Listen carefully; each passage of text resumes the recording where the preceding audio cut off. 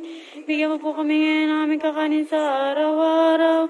At patawarin mo po kami sa aming mga utang.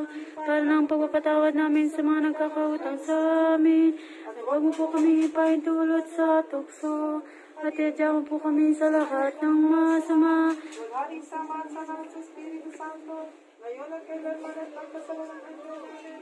Panginoon, maawa ka. Panginoon, maawa ka. Panginoon, maawa ka.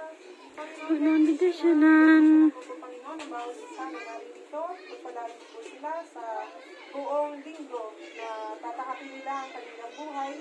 At bigyan mo po sila, Panginoon, ng gabay mo, ng gabay ng iba ng Espiritu Santo, ng mga anghel sa kalangitan, na bantayan ng bawat miyembro ng kanilang pamilya, sa ngalan ng Ama, Anak, ng Espiritu Santo. Amen. Thank you, Lord. Amen.